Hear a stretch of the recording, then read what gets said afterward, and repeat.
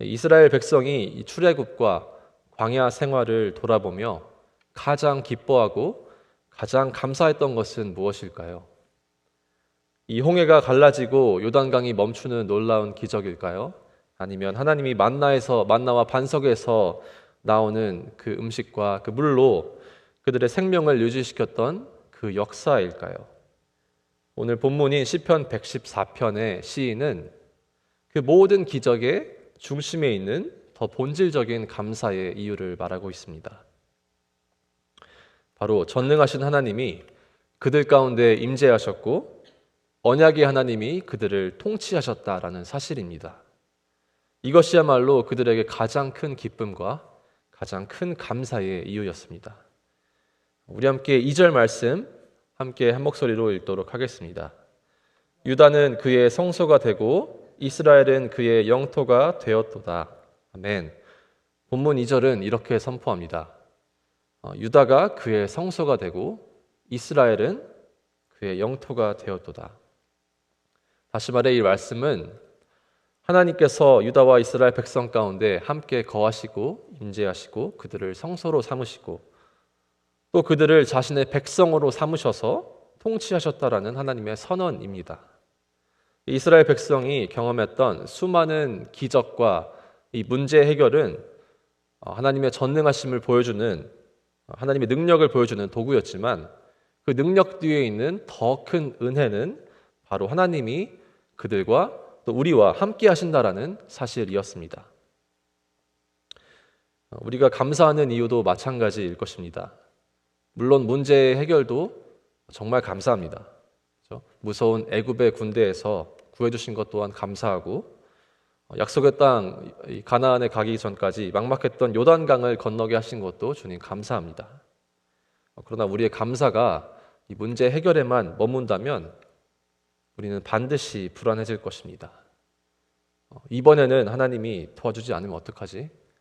지금까지 나의 삶이 평탄하게 잘 왔는데 하나님께서 더 큰 고난을 나에게 주시면 어떡하지 하는 이러한 인간의 연약한 마음은 항상 이러한 불안감으로 가득 차 있습니다.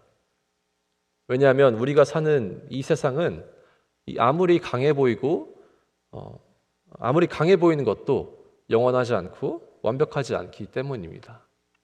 우리가 스포츠를 보아도 절대 지지 않을 것 같은 강팀이 약팀에게 지는 날도 오고 기업들을 보아도 절대 망할 것 같지 않던 기업도 어느 순간 사람들에게 잊혀지는 날이 오는 것이 우리가 살아가는 세상의 현실입니다.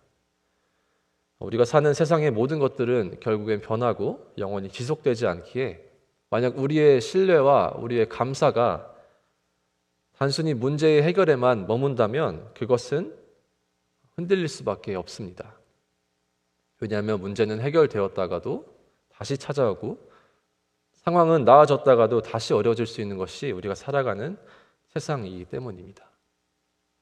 그러나 우리의 감사가 이 문제 해결 자체가 아닌 문제보다 크신 하나님께 초점을 맞출 때 우리는 흔들리지 않는 이 평안과 확신을 누릴 수 있다는 것입니다. 바로 이 점에서 오늘 본문이 말하는 감사와 찬양의 진짜 이유를 발견할 수 있습니다. 왜냐하면 하나님은 불완전한 존재, 하나님은 유한한 존재가 아니요 전능자일 뿐만 아니라 그 전능자의 하나님이 우리와 함께 하시며 우리를 다스리시는 왕이라는 그 사실입니다. 이스라엘을 건져내시고 인도하신 그 하나님의 전능하심과 그 크신 사랑은 이 몇천 년 전 구약의 역사에서 멈춘 것이 아니라 오늘도 계속됩니다. 하나님은 성령님을 통하여서 우리와 함께 하시고 또 십자가 예수 그리스도의 보혈로 말미암아 우리 하나님의 자녀가 되는 그 권세를 얻었고 하나님께서 우리의 삶의 주인이 되셨습니다. 이것이 바로 우리의 감사의 이유입니다. 하지만 우리는 이 놀라운 복음의 선물을 종종 잊고 살아갑니다.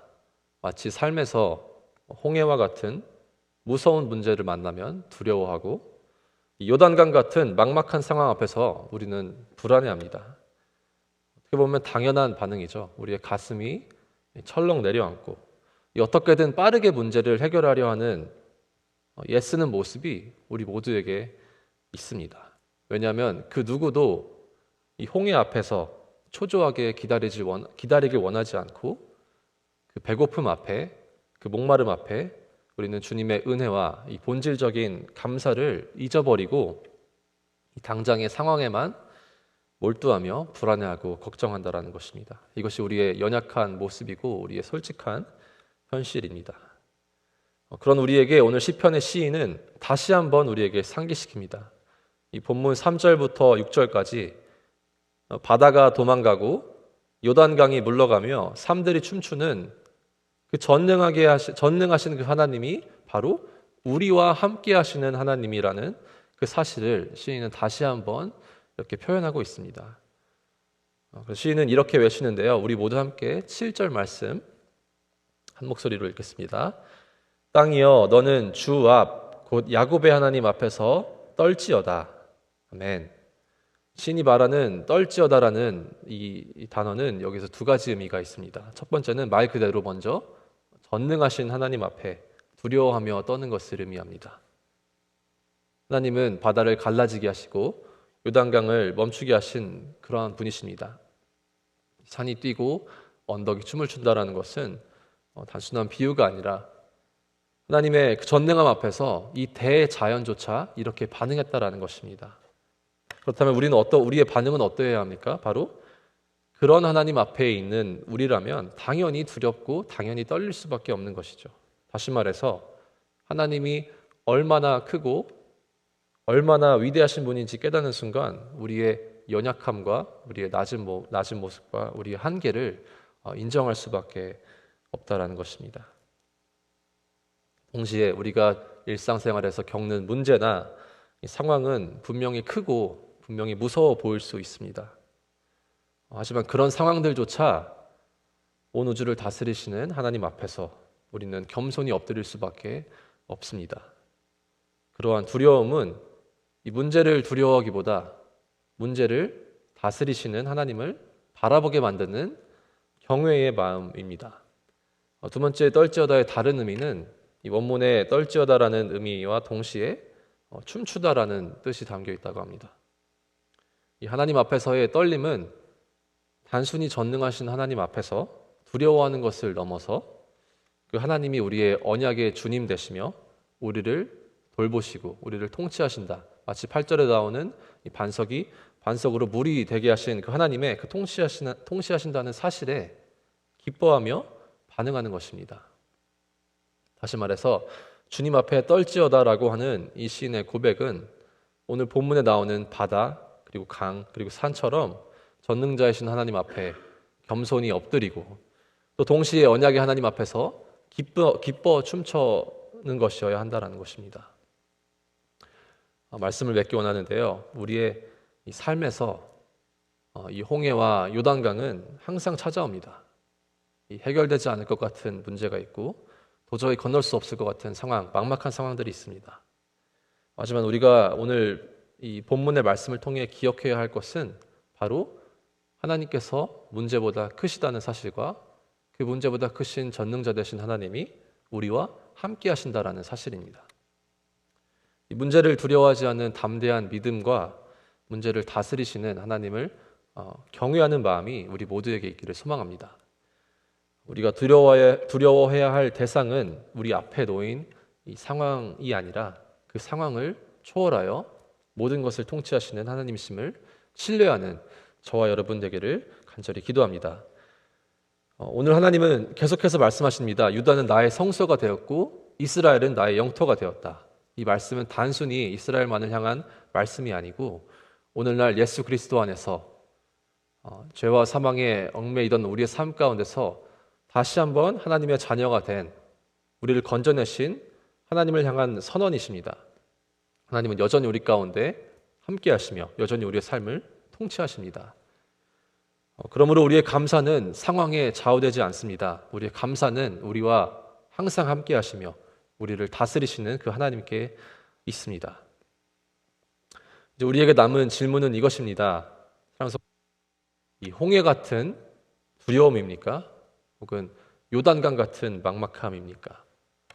우리 인생에 수많은 장애물이 있고 어려움이 있지만 우리의 이 본문을 통해서 알 수 있는 이 참된 반응은 그 모든 문제를 다스리시는 주님 앞에 경외함으로, 두려움으로, 또 기뻐함으로 나아가야 한다는 것입니다. 왜냐하면 전능하신 하나님, 그리고 언약의 하나님께서 오늘도 우리와 함께 하시며 우리의 삶을 다스리고 계시기 때문입니다. 이것이 우리의 감사요, 우리의 찬양의 이유입니다. 기도하시겠습니다. 사랑해 주님 감사합니다. 죄와 사망 가운데 얽매여 있던 우리의 삶 가운데 주님의 그 크신 사랑으로 십자가 예수 그리스도의 보혈로 말미암아 다시 한번 우리를 건져내시고 애굽의 압제 속에서 고통스러워하던 이스라엘 백성들을 꺼내신 것처럼 다시 한번 우리를 이 죄와 사망 가운데 꺼내신 주님의 크신 사랑에 감사하며 나아가기 원합니다. 주님, 우리의 삶 가운데 많은 어려운 문제가 있고 요단강 같은 문제, 또 홍해와 같은 막막한 문제가 주님 앞에 있을 때 우리의 마음은 불안해하며 두려워하며 어찌할 줄 모르지만 주님, 오늘 주신 말씀을 통하여서 우리가 다시 한번 기억하기 원하는 것은 주님께서 그 문제보다 크시다는 사실과 그 크신 주님께서 우리와 함께 거하시며 우리의 왕 되신다라는 사실을 기억하는 우리 모두 되게 하여 주시옵소서. 주님, 오늘 하루 또한 주님께 모든 것 맡겨드리기 원합니다. 주님께서 흠양하여 주시옵시고 우리의 삶의 예배 동안 승리 가운데 나아가게 하여 주시옵소서. 감사드리며 예수님의 이름으로 기도드렸습니다. 아멘.